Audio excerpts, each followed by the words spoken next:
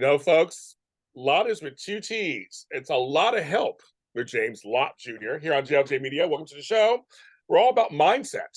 I'm a certified life coach myself, as many of you know, and I'm all about mindset and talking to people who have offerings for you. So if you are a male that's introverted, or maybe on the geekish side or nerdish side, or something, we have a guy who says he can help you out. We're gonna find out what his story is, what he does, because his company is called The Charming Man. We're gonna find out how charming he is. I'm just kidding. And what's going on there.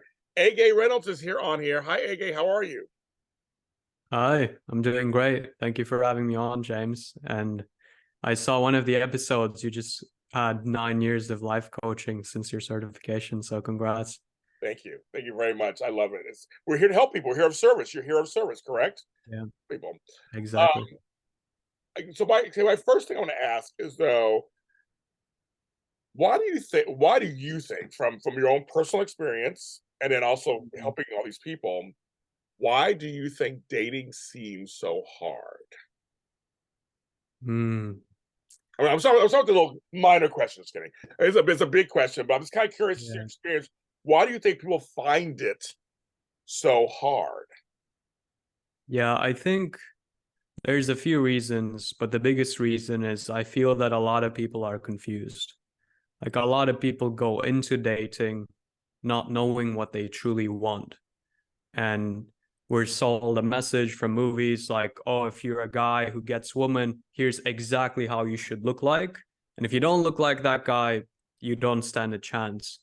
And I think with social media and YouTube, the most shocking opinions get the most reach. So a lot of people believe if they're a man, that woman will not be very nice to them, when in reality, the story is very different. And I think people watch content and then they project beliefs onto what happens in real life without actually getting the real life experience. And that leads to a state of just confusion on both sides. I like that. I think it's true. I think folks go in with an idea what they think they're supposed to want, Yeah. sometimes, or like you say, go in and have really no clue what they want. They just know they want to date. They want somebody for some reason. Like you don't know what they, like, yeah, what is your end game? What do you want? Like, what are you looking out of this? Whether it's casual or serious, or like, what do you? Because I think when you're unclear, doesn't that Mm, cloudy the look? And does that also not? It hurts the looking because you're not clear, right? right, exactly. And especially for men, if they come into the dating process being unclear, then a lot of women will be like, well, you don't know what you want. I can't follow a man who doesn't know what he wants or what he's looking for. And I think getting clear with what we're looking for, just in general in life, makes it easier for us to achieve what we want as well. Because based on what you're looking for, the path to get there will be slightly different. Like if you're looking for a girlfriend who's more introverted, who's into hobbies that are more relaxed, you may not find her at a bar or a nightclub. And it may be better to try and meet her during the day or cultivating a social circle. But of course, if someone doesn't know what they're looking for, then they may think, oh, the only place I can meet women is a bar and a club, and that's where I'm going to go. And then they go there and they ask themselves like, oh man, I'm not getting along with all these people, what's wrong with me? So the wrong approach can actually really hurt people. I think we find the right approach first by getting clear on what we want. I agree with that completely. I agree with that all completely. Um, so Ege has worked with men from companies like Google, Amazon, NASA stuff. I'm finding that is your specialty Mm-hmm. introverted analytical men. That's your specialty, kind of the ones that are not like me, where I'm out there. I talk to everybody, and I'm ready. I'm creating. I'm out there talking. You're talking Mm-hmm. about people who aren't like me, right? That are kind of like nervous or quiet or just don't know how to start. Those kind of men. Yeah, a lot of people I help are definitely more analytical, and a big percentage are more introverted men, but not necessarily the men who have so much social fear that they don't even have friends.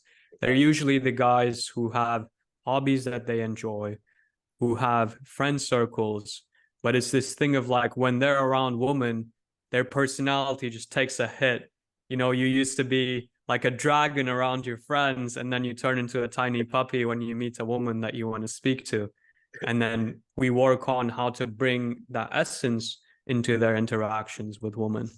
Yeah, I have a friend who's like that. He's like, how do you know someone's flirting with you? Like, I just know. I'm in tune. I'm not afraid. That's why. But like he will. I'm like, she was looking. She was like really looking at you. She was like, it's funny. You're right. But like the job that he does, he's very dynamic and very just like it's out there. But Mhm. good because friendships are different than relationships. It's very different, isn't it? Yeah. Yeah, it's very different. So it's different energy. Um, so for you, okay, something I want to bring up too before we get into your story a little bit because it kind of ties in your story a little bit. Some of us are bigger, the whole dad bod thing is in all kind of stuff, whatever. Um, your program is for just about anybody, right? So it's for any Yeah. age, any size. Almost that's clear that it's just you're working on the inside self, aren't you? Yeah, so the way I see it is the inside and the outside connects. Like we attract who we are. And for some people, they've done the work to become an interesting person and they don't know how to communicate that. So then we work more on the outside. And then some people, they may be interesting on the outside. Like I also have guys who come to me sometimes who have done some social programs and learned the cool things to say, but then their problem is this is not really who I am. So how do we integrate the way they communicate to who they are? And yeah, we do help people from different backgrounds. Like my youngest client was, I think, 23 or 24. And one of my favorite clients I actually have a call with later today, he's 53. So Around my age. big age range. Right. I'm 54. Um, yeah, no, I think nowadays I was always told it's your insides. I mean, it's your personality, your smarts, Mhm. whatever. It doesn't matter what size you are. Like that's or what age you are. It's like if you are not a friendly person or a person who's me, then you won't get anybody. If you're somebody Right. who's open to the universe, it doesn't matter. That's what I was always taught. It was like that's because we Mhm. again, you mentioned social media and stuff. We're taught very much if you are this way, that's how you can only get people. That's not the truth. It's like Right. it's right. It's not true. Um, so you though, you said I mean, look at you right now, good looking guy. Looks like you're in shape and everything, but you weren't that way always, were you? So give me No. a little bit of your pre-company backstory before you started this company. Yeah, so when I was in high school, around freshman, sophomore year, I used to play a lot of basketball, but I was a very chubby kid. So I was the second slowest on our team, fast enough to make it to the team, Yes. but I would shoot. Like I wouldn't do any dunking, any fancy layups, anything like that. I was the guy that people knew this guy can shoot, and that's it, right? And then around the end of sophomore year, I was playing a lot of basketball, but there's some internal politics with the basketball team, wasn't getting any minutes. And I was also a teenager, so I got a bit rebellious and decided to quit. But what I didn't quit was the amount of food I was eating at the time, which was a lot of food. So I quit the exercise and replaced it with video games while eating the same amount of food. And by the summer after my junior year of high school, I was around like 230 pounds or so. And none of that was muscle. Like I wasn't going to the gym. I wasn't one of those guys who packed a lot of muscle underneath. Uh, I was just fat. good. So that was the junior year of high school or the summer after that. And what happened basically was I went on a trip with my family and we go on this boat trip to Europe. It was a great time. We were there for 2 weeks, but the boat had all you can eat food. And to me, like I love food to this day. Oh yeah, food's I love great. eating. I love trying different types of cuisines and all that. So when you have all you can eat food and then you're traveling, you're trying the food there. I came back from that trip, stepped on the scale, and I was like, man, something's massively wrong. Like I need to change this. So that summer after that trip, I signed up for the gym and my grandma was a doctor. So she found me a dietitian. I went to her, she gave me this meal plan, and whatever she said in that meal plan, I did exactly the way it was. It was very difficult at the beginning because I went from eating a few cookies a day to eating whatever I want to like vegetables, protein. Here's exactly the quantity and the food you're going to eat. And then here's your workout. So it was really difficult. But within 3 months, I lost around 30 pounds. And I went back to the dietitian and she looked at me and she went, "What did you do?" And I went to her, "I did exactly what you told me to do." And that was the first moment in my life, although it wasn't officially coaching, I saw the power of coaching because someone gave me, "Here's what you do, here's how you can change the situation." And through that experience, I realized for the first time, okay, when I change my behaviors, my life actually changes. And then I went to school in the US. So I came from a background where now I was relatively in shape. I wasn't jacked by any means, but in my mind, I still saw myself as a fat kid. So my self-esteem hadn't really caught up. And that's when I dove deeper into all the social stuff. So how was the road for you to become social? To the point where now you have a company where you teach other people. I mean, was it just forcing yourself out there?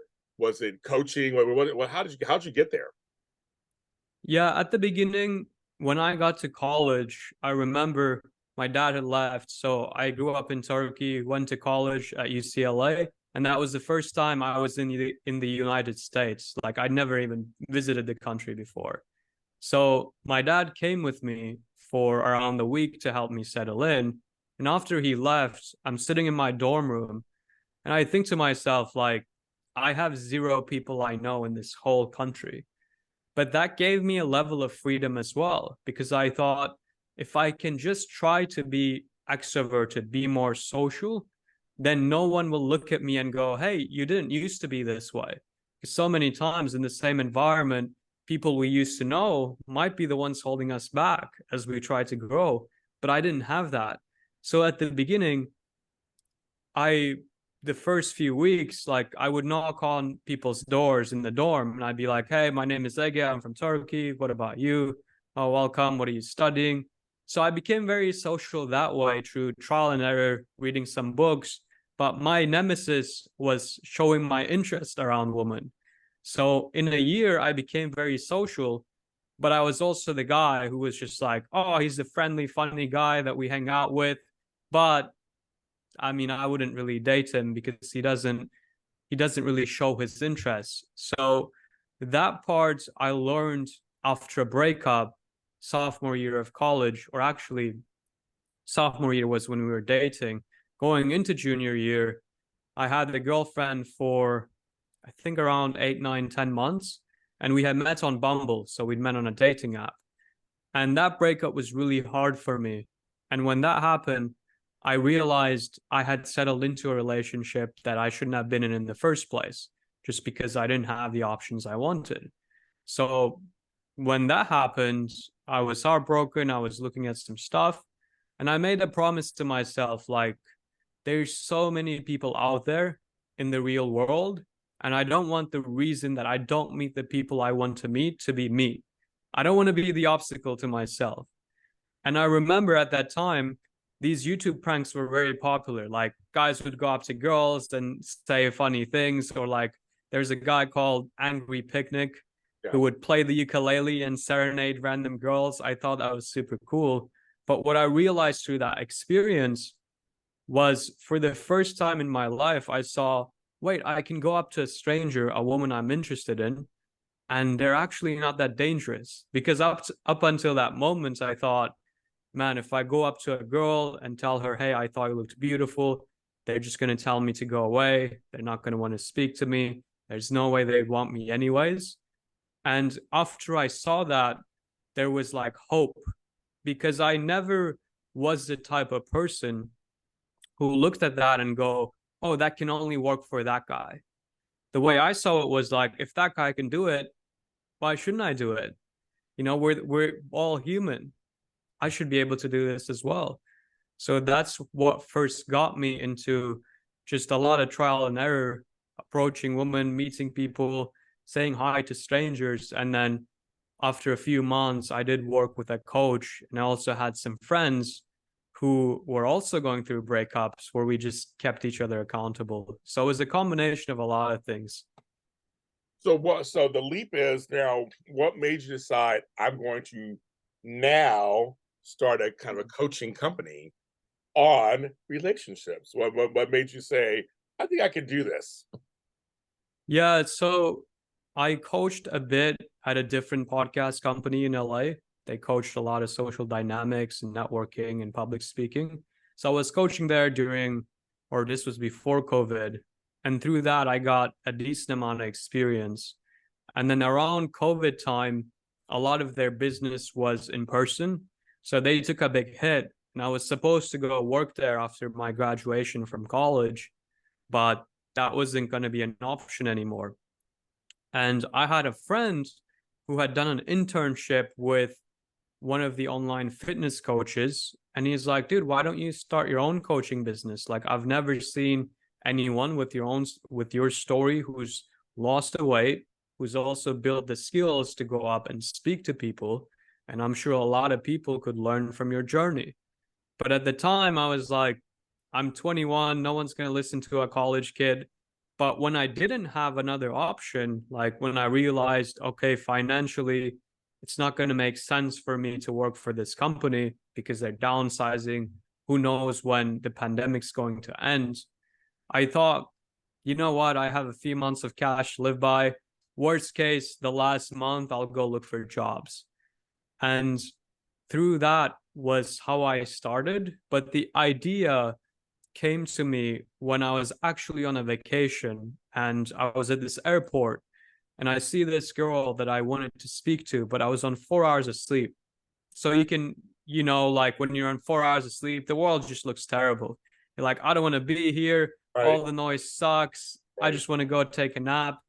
But I remember as I was waiting for my luggage, I saw her just walking outside, and there was something in my brain that went, I need to go speak to this person. If I don't, I'm going to regret it. So I walk up to her, spoke to her, and eventually end up getting her number. And then me and my friend got into the taxi to go to our Airbnb. I'm trying to text her. I'm like, oh, she missed a digit on her number. I can't text her. Oh, So I was like, man, oh really? man. I was Yeah, already sleep deprived. yes. So I thought, man, this is frustrating. And then later that night, she sent me a message because I forgot she had my number. She's like, hey, it's the girl from the airport. Why didn't you text me? And I said, well, your number was missing a digit.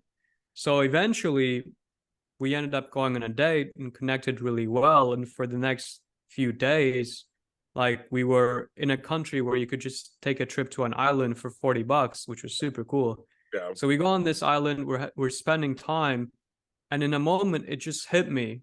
And I realized this would have never happened if I didn't do something.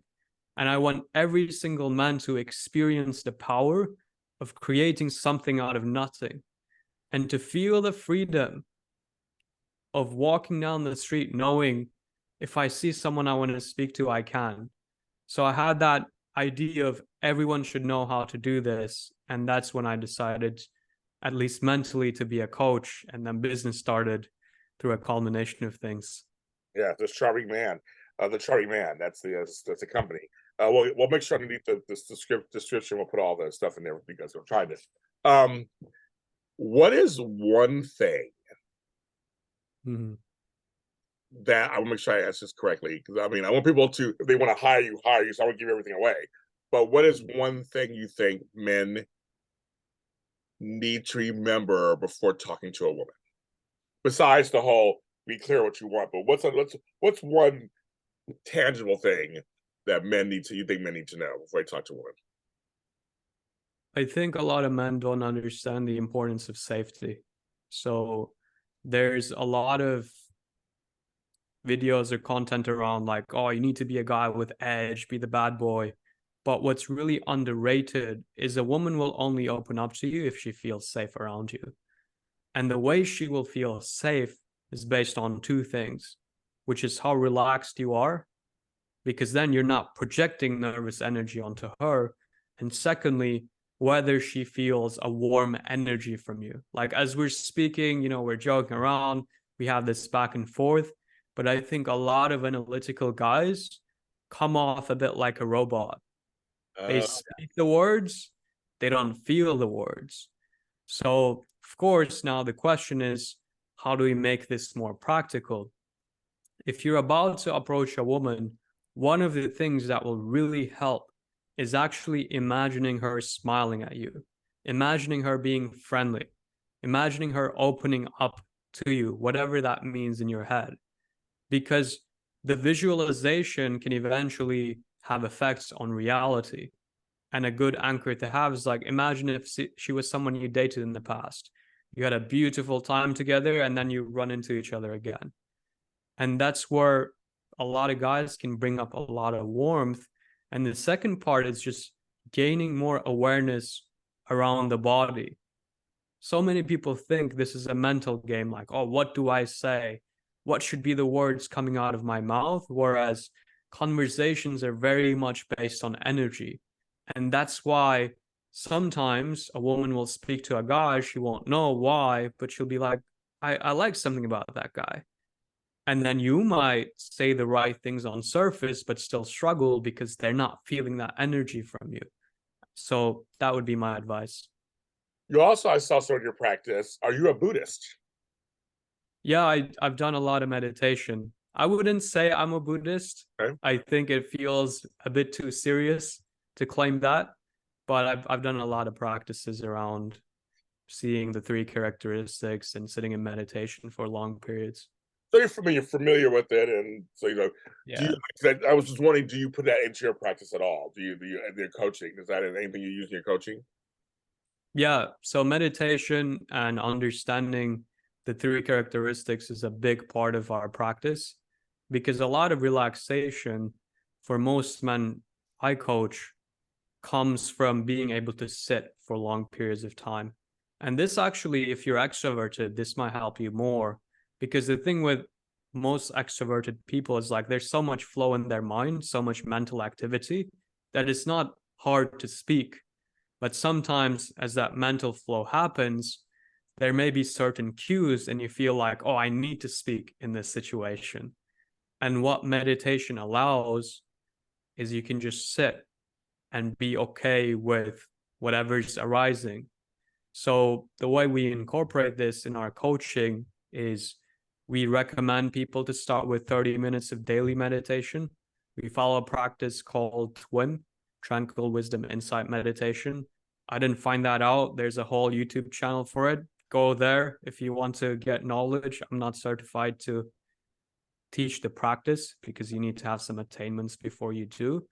But the reason that practice is very powerful is in most meditations, people will go, okay, close your eyes. When you're distracted, bring your attention back. But sometimes that distraction carries tension. So in the twin practice, they have a process called the 6 R's, which is recognize there's a distraction.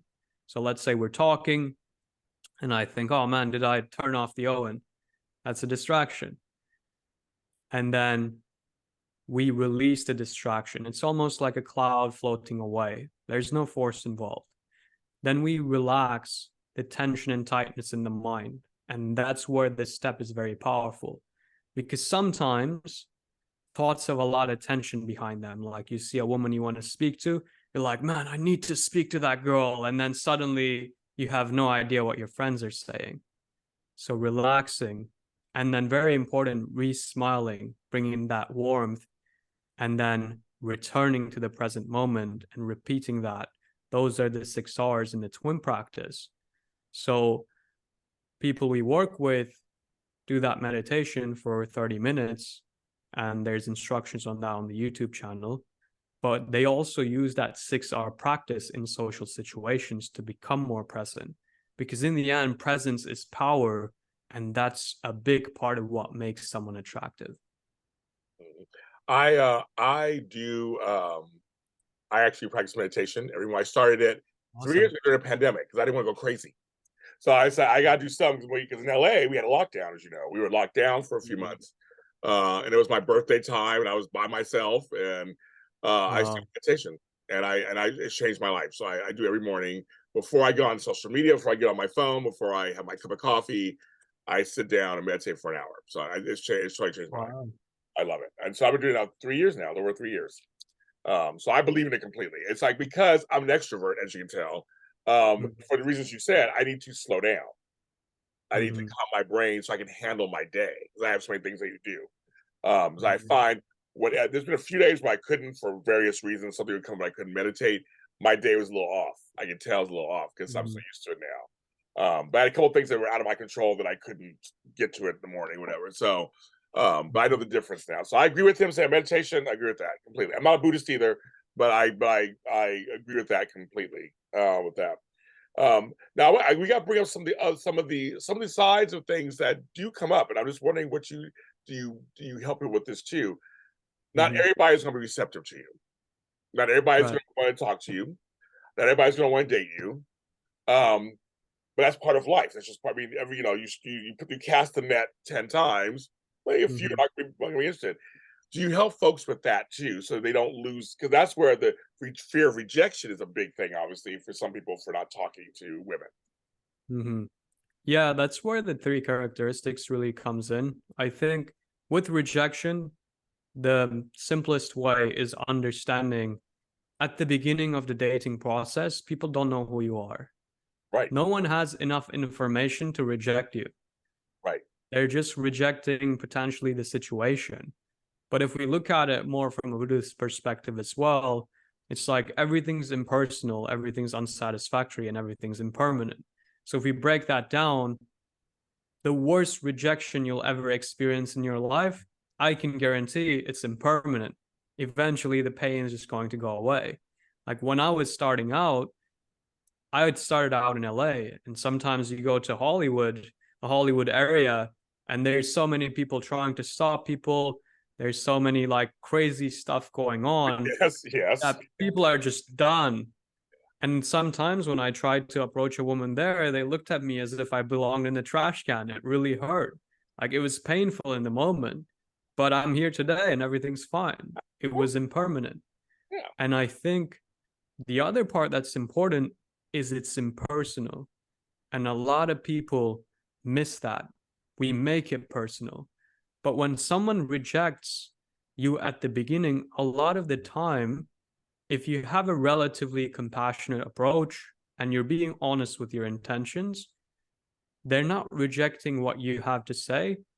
They're projecting their beliefs onto what you're doing, which is really funny because, like, sometimes people will come to know what I do, and it's usually the guys who have gone very deep into like tactics and manipulation who get the most skeptical. They'll be like, so you just tell people to manipulate women? And I'm like, no, no, no. It's all about authenticity. But it's a good example of how people project their beliefs onto you. And usually, if a woman gives you a very harsh rejection or a harsh reaction to begin with, it's just her projecting. Of course, she might be in a relationship, so she might say, thank you so much, but I'm seeing someone. And to me, that's not rejection. yeah. That's just, there's no compatibility there. Yeah, I think and I agree with you. When you say rejection, all of it really isn't rejection. I mean, it really, in the big Right. picture, it really isn't.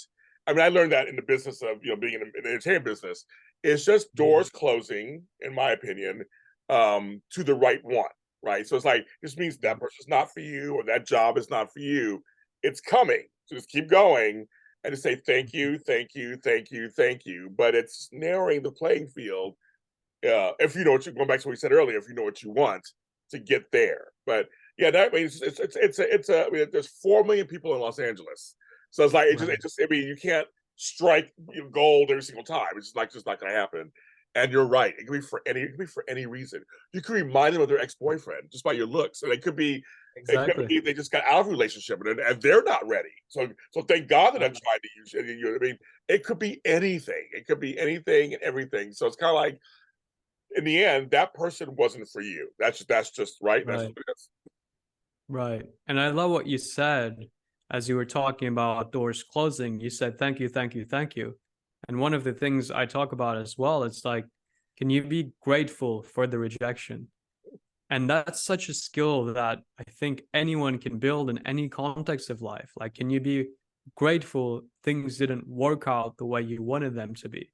And one of the mindsets that I've cultivated doing this socially for a long time, but just like you being in business, is like reminding myself maybe the universe knows something that I don't, and Mhm. I'm going to be taken care of.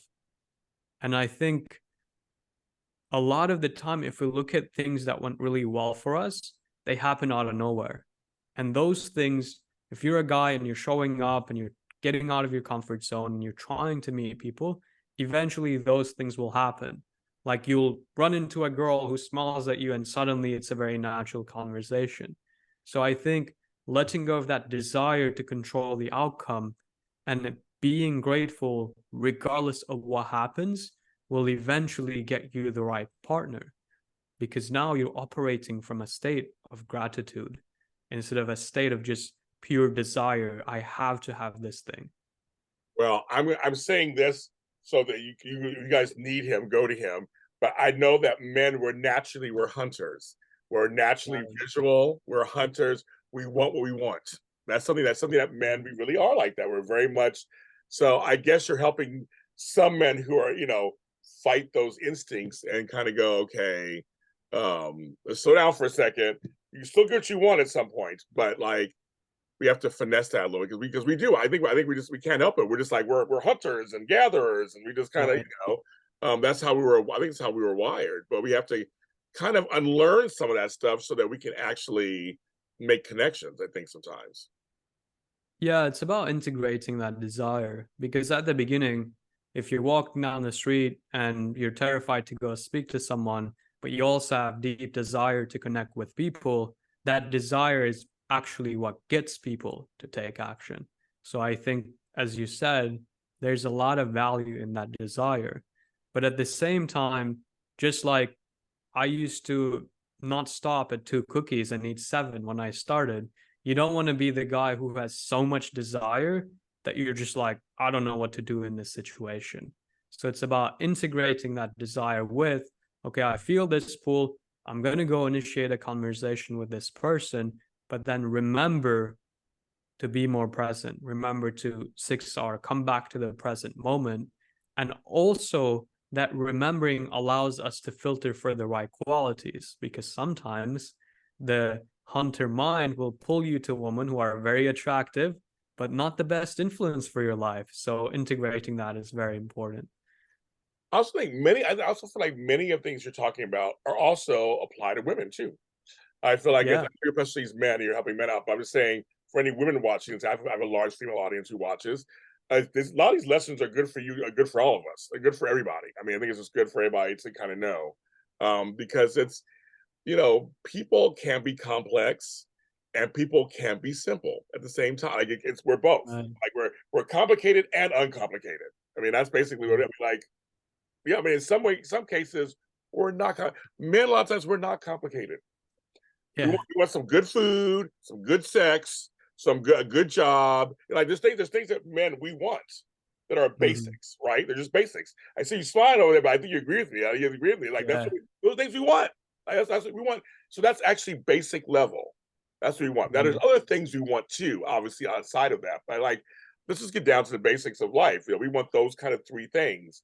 And so you're going to help people, and you are helping people to get there by certain. We just can't just club you over the head and get them. We have to actually learn how to communicate, because communication.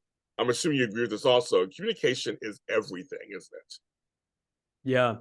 One of my friends, when I was just starting out to do this, he said something that really stuck out, which was like, whatever you want in life is in the hands of someone else.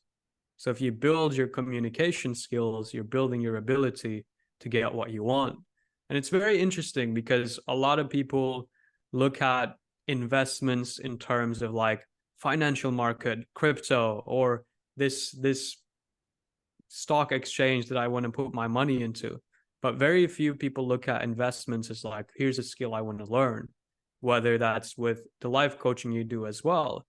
Sometimes people come in and they're like, what's the tangible benefit of me paying this? But when you realize everything I experience in life comes down to my relationship with other people and my relationship with myself. And what we're doing as coaches is like building your relationship with yourself so you enjoy being with yourself more, and then communicating that love for yourself, enjoyment to the outside world, and being curious for other people. That's a priceless skill. Yeah, and also investing in people. That's Yeah. very, I mean, we have to learn how to go. We invest in things, we invest in concepts, we need to invest in people. And so they pay you, so they go, his service costs how much we're gonna do, and they pay you service, but you're saying what you're doing is by going to him or going to me or going to any coach, you're Mhm. investing in yourself first, and hopefully it'll pay dividends later for whatever it is you want when it comes to fruition. So if that is getting a wife or a partner, whatever the woman you choose, whatever situation, but if it gets to that end game, what you want, then you've invested in yourself, and you're investing in that woman too, which is investing back in yourself. Like it's Mhm.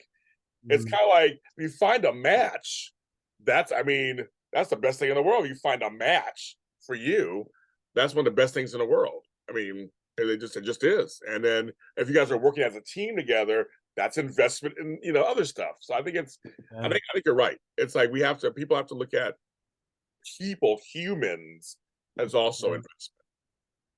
Yeah, definitely. And I think it's so important to think outside of the box as well, because so many things we spend money on are things we're conditioned to spend money on, like a extravagant wedding. Yeah. And it's crazy to me that someone, like most people, might spend 100K, 200K on a wedding without spending 10K, 20K learning the skills to make sure I have found a partner who will be loyal to me, who will have the similar levels of beliefs that I want, who will take care of me, who I will take care of, because we're conditioned to spend money that way. We don't think like, wait, maybe I should prioritize with my own money, my own skills, so that I pick and invest in someone who's going to be there with me long term versus following the traditional path of, oh yeah, we're dating, I guess we're in a relationship now. Well, what's the next step? Let's just get married, and then going along with that. Like it's exactly, but it's all investment, and I think that's the thing. Right. And it's because a lot, I feel for folks and for men, especially we talk about men, especially who are nervous or anxious, or don't feel they're as smooth as they could be when we talk to. I unfortunately I've never been a shy person, so I kind of I'm just taking out the womb talking to people. So I've never had a problem talking to people, but I do understand for some people it's paralyzing. They like I said, they have friends, they got family. That's different. That's something totally different. Mhm. This is, I mean, dating and finding a partner. That's really personal. That's your looks. That's your feeling. It's when you feel like you can't find that, or you feel like you get rejected for it. Or it might be rejected for it. It's a different feeling than family and friends. We'll make sure that's just very clear. It's very different. That's why you're here Mhm. to help. So A.A. Reynolds is here to help. It's called The Charming Man. I'll put all Mhm. the links below so you can follow website, YouTube, all kinds of stuff, podcasts, your stuff going on there. Um, Anything exciting for your company for 2024? Anything you're working on for 2024 that you can mention that you're working on? Yeah, one of the things we worked on this year and we're going to keep building in the next year is I used to be an engineer. So I had a big background in data and tech. And one of the guys who's going to join the company early next year, he also has that background. So early this year, we thought, what if we were to gamify and add data into the process of coaching? So we had this process of having people submit their daily reports. Very simple, like, did you do a workout today? How was your nutrition? How was your mood? How many people you spoke to? Did you go on any dates? A few basic questions. Then we connected that with a database that we built for ourselves. So now we can see trends in people week by week, but also month by month. And then now what we're going to build deeper going into 2024 is how do we turn that into a game? Because I used to play a lot of video games. Like I played League of Legends, Call of Duty, Oh yeah, yeah. Skyrim, all of that stuff. And I remember playing League of Legends 2 years more after I realized I hated the game just because I didn't want to miss out on all the things I accumulated. Yeah.